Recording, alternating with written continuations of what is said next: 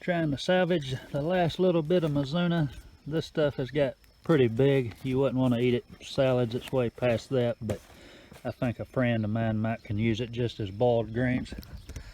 So what I'm doing now today is I'm gonna flip this bed into a tomato bed, and we're gonna see if we can't do better than we did with the bean bed. So I'm gonna stir up hole straight out and try to get this out. But this is super thick. This is like going into a lawn with grass on it. It's just thick. So we'll see what happens.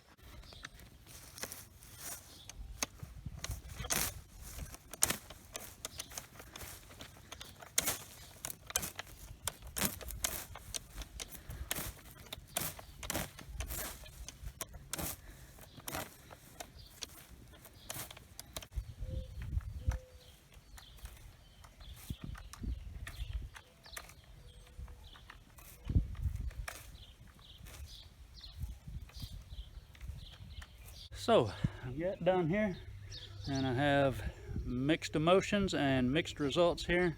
It took me a minute to figure out. I've never used a stirrup hoe much, so I'm still kind of learning that.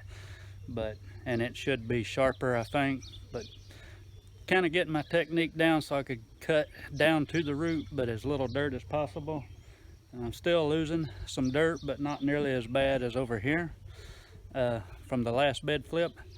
And I'm not too worried about it this time because I threw all that clippings and the little bit of dirt that was in it, threw it over here to the side. I'm going to use that for some crazy side project that I haven't told you about yet.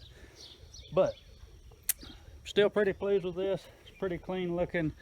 I want to plant tomatoes in here, which means I wouldn't have to tilfer if I didn't want to, and I wouldn't if that's all I was going to plant was the tomatoes. But I want to plant some more carrots down the side since these were a success, and get like 4 rows in because we're going to get some rain too, and I think maybe I can get an easy germination from that. So get this tilfered and planted with the carrots, and then we'll stick some tomatoes in. Yeah, really dirty work, by the way.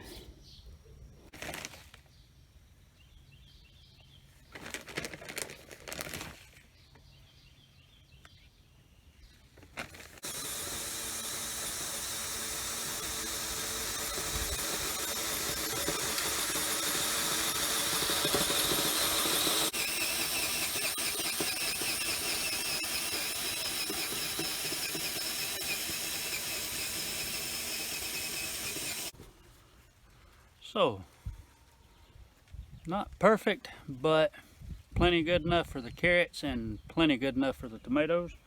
I actually went over it a couple times because I seen some of the fertilizer on top and I got it worked in a little better. But I really like this. Even though I'm doing more disturbance than I want, I'm still probably an inch or less of disturbance there.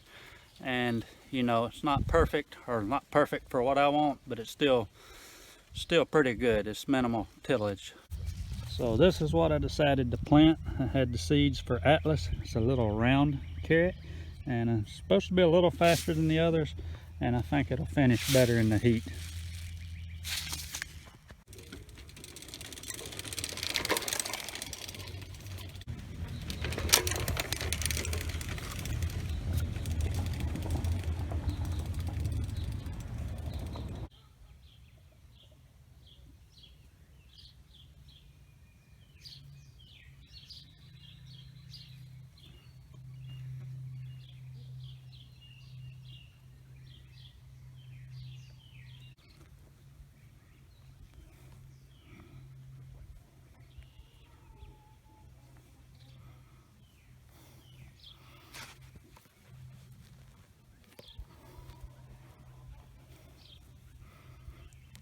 Okay, I kind of got off the plan there for a minute.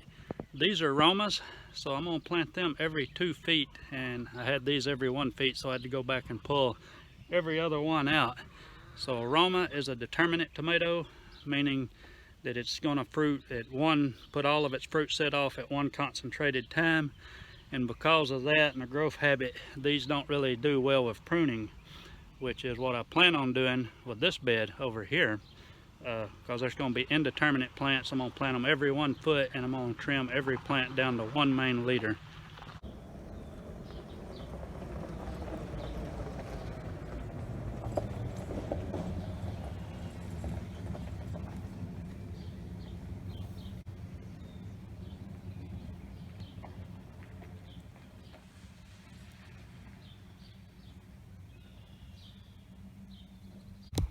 Alrighty, so 2 bed flips, if you want to call that a bed flip.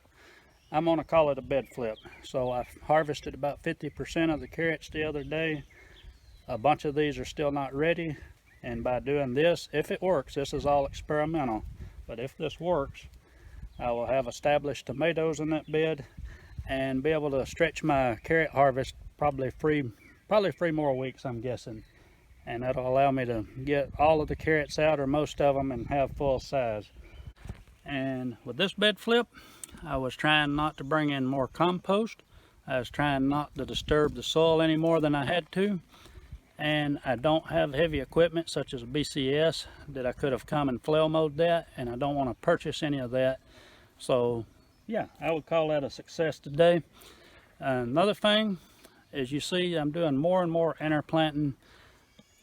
There's a lot of benefits to it by having diversity in species for the soil microbiology, which also increases the photosynthesis. I've been hearing a lot of new information about this recently, and it's probably what's helped motivate me getting some of this along and getting a little more experimental with it, I guess you could say, because I want to test it out for myself. I don't want to take their word for it.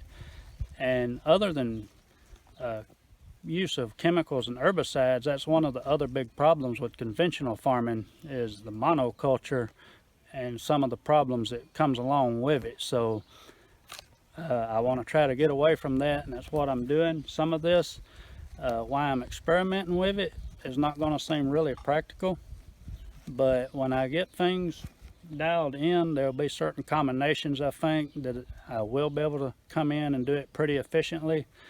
And at that point, I think it will be practical. It's just going to be something that everybody is going to have to adapt to their own context and situation to where they're at. So it's not going to be a cookbook recipe per se. So that's what I'm doing here lately. I'll keep you updated. I hope some of you guys are experimenting around. If you do, drop some comments below and tell me what you're trying. I'd love to see it. Some other people might. Yeah, I think that'll be it for now. Appreciate y'all watching. Y'all be good. Bye.